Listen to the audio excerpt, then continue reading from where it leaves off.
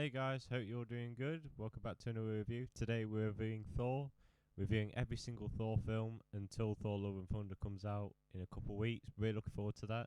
Let's just get straight into it, shall we? So this film is directed by Kevin Branagh. It stars Chris Hemsworth, Natalie Portman, Tom Hiddleston, Anthony Hopkins, and it's about Thor, the god of thunder, and Loki, his brother, the god of mischief. Thor gets sent down to Earth and loses all his power because of a mistake he made, and he has to try with prove his worth and stop Loki from taking over Asgard. Now nowadays Thor is one of my favourite Marvel characters. I love Chris Hemsworth for the character. It's perfect casting. And it's quite surprising because the series didn't really start off well with this film. And while I don't like this film really, it's surprising that this is not the worst film in the Thor franchise and the entire MCU actually. We'll get into that next week with The Dark World. But I'm going to start off with positives, of course. Chris Hemsworth, Tom Hiddleston, excellent. Tom Hiddleston isn't as good as in the later MCU films. I think he's just trying to know his character really. But I still think he does a great job as Loki. I think he's excellent in the role. Same with Chris Hemsworth. He's still trying to find his way with this character. But he still does a great job with what he's given. And he's likeable, while also having that hint of unlikable and arrogance. And I still really like that, though.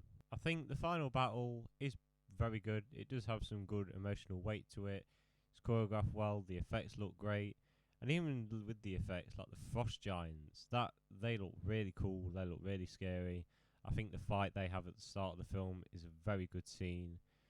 But I think it's just amazing how the action scenes and a couple of the actors are the only really great things about this film, unfortunately.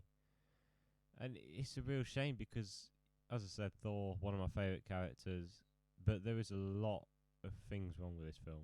I think the main one is pretty much the second act.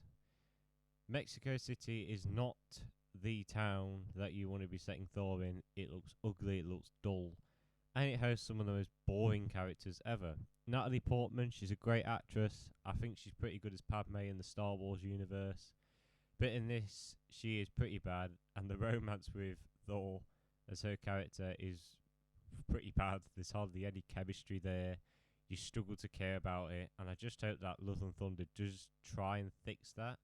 While you do sort of care about the romance, it's just awkwardly built up. But there are some like really annoying characters like Darcy.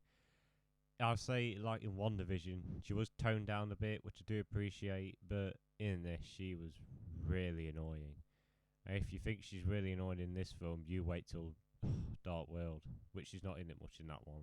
But this, she's in the whole film. She just pulls jokes out of everywhere. She's annoying, horrible. Anthony Hopkins, you could tell he just did not care, really. He's out for like 2/3 of the film. And the final scene where Loki drops with him is just one of the most laughable scenes ever. You could just tell he's not in this film. He gets killed off for like 2/3 of the film and then he comes back. It's just laughable. But the effects as well, they look really cheap. There's a scene near the end where Thor grabs his hammer and all this lightning comes. The green screen and all the lightning bolts on that look terrible. There was nothing convincing about it. Like the giant robot, it just does not look good at all. Asgard looks like an entire computer-generated world, which I know you can't really go to Asgard because it's not real, but, you know, the green screen was so obvious, the effects looked really bad whenever it was on there, and it just takes you out of the movie just like that. It's just so annoying, unfortunately. But I think the main problem with this film is that the pacing is really bad, and it's just boring. The film, for the entire second act, is just a slog to get through.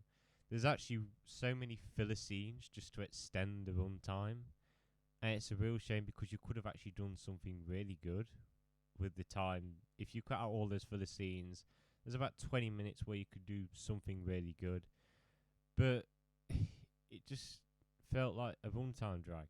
It just really felt like a drag because you want to include all the funny bits. And let me just say, the comedy in this just does not work. There's like two funny scenes. One, the famous one where Thor smashes down his cup, he goes, another! And there's one where he like wakes up in a hospital bed and his face plants against the window. That was a pretty funny bit. yeah, there's just not a lot that works for me in this film. Characters are annoying or underdeveloped. I think Thor's arc is pretty good, but as I said, there seems to be a lot of filler in this film where you could have made his development more interesting and compelling. Loki is the villain. You know what he wants. He wants to be the king of Asgard, and you get his backstory. You get why he hates his parents, but I don't know. He just feels really goofy. Not like in the Avengers where he is a bit scary in some cases and goofy at the same time. That's where I think Tom Hiddleston really got this character. But I mean, it's positives. Couple of good actors. I think the first battle and the final battle are very good, but apart from that, there's nothing great about this film. Would I watch it again? I mean, as a setup for the future of Thor films, yes. Is it watchable? Kind of, as a bad movie. And it's a real shame, to be honest, that you did not kick off Thor's story well. But I'm glad that it's getting better ever since Ragnarok. Overall, I'm going to give Thor a 3 out of 10. I think it's a pretty bad movie. It does have a couple of good, really strong positives that just help the rating a bit more. But overall, not a great start to this character's journey. And it's downhill in the next film, unfortunately, as well. But guys, thank you for watching this review. Make sure to look out for my review of Thor: The Dark World. Really looking forward to watching that film again. But I hope you all enjoyed this video. Make sure to leave a like and make sure to subscribe. And see you later. Bye bye.